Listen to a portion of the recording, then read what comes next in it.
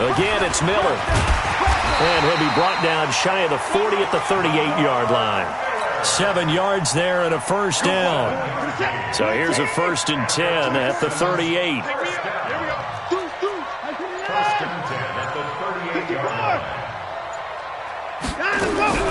From the gun, here's Watson. Completes it to Miller. A pickup of 11 and a Texans first down. Another nice pickup through the air, and I think a lot of people might expect them to run the ball in this situation, Brandon, but with this lead, they're electing to throw the football. Swings, slants, quick outs, things that they consider safe. Watson now to throw. He's got Fuller. And he'll get it down here to the 43.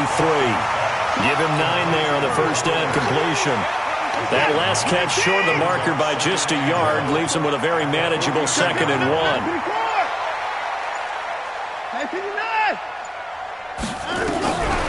Now it's Watson. He completes this into the hands of Miller.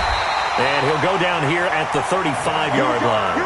That one a first down pickup of 8. We always talk about having to read defenses and how complicated that is. Well, this was an excellent read.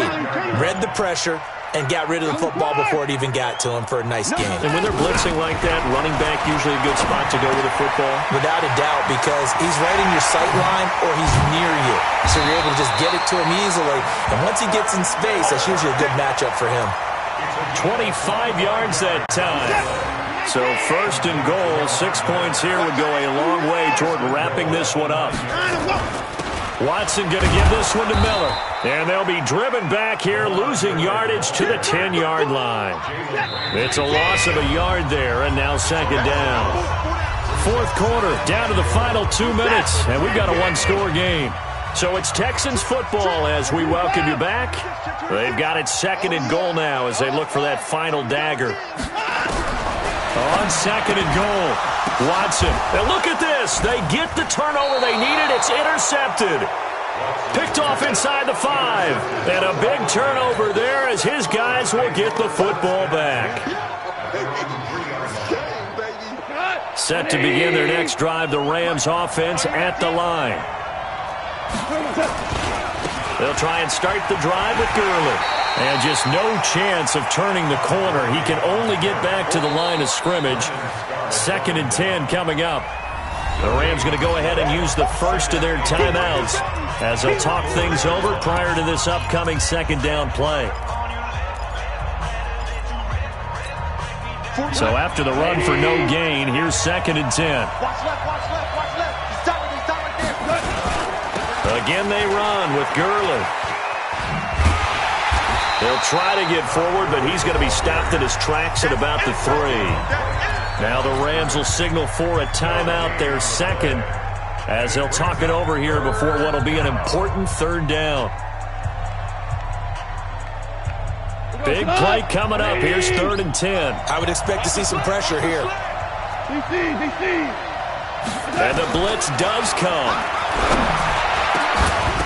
And it's knocked away and incomplete. There defensively to knock it away was the safety, Justin Reed. So another big shot dodged there defensively. Now they're just one more incompletion away from salting away this victory. And I know this feeling. They're almost giddy, but they have to stay focused and locked in. They can make one big mistake and throw it all away.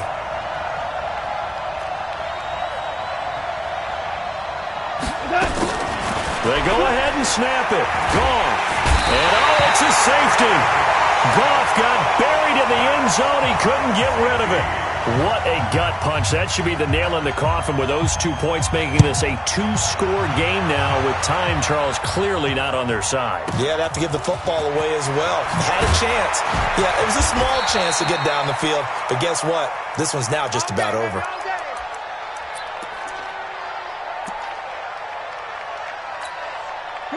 Houston's offense already at the line, set to get going. And barring mistakes, they should be able to kneel this one out and finish it off. And there's only one timeout remaining on the defensive side of the ball, so that doesn't really come into play either. And that's caught inside the 30.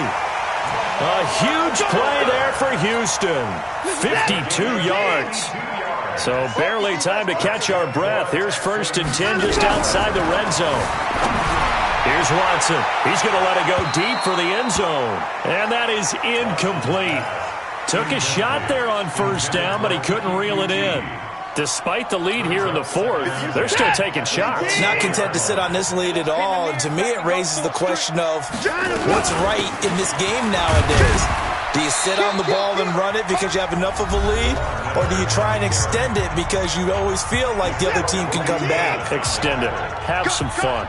In need of a conversion on third down. They had the big play to start the drive. Not much sense. Now a third down throw, but it misses the target. Incomplete. They went with the dime look that time on defense. Just flooded the field with defensive backs. Blanketed everyone. Took away all the passing angles. Thus, the incompletion.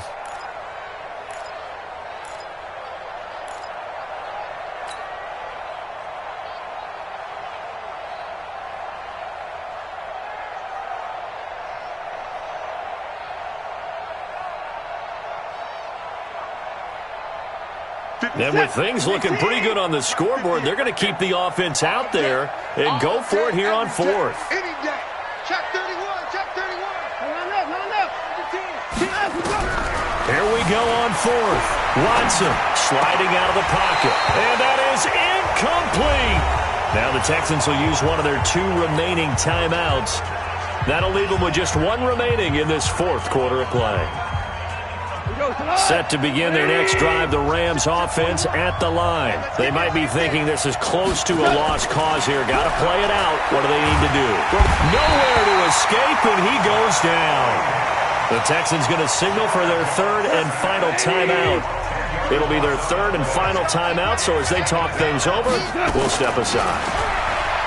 Another try after the first down sack. Goff, and Woods has it complete. And he is out of bounds, able to get it across the 20-yard line. That'll be a pickup of 10 as they try to recover from this 10-point deficit.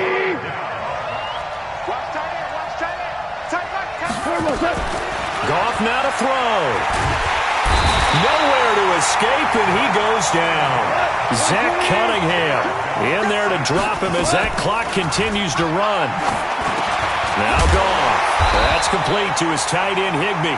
But they're going to wrap him up as he'll go down well short of a first.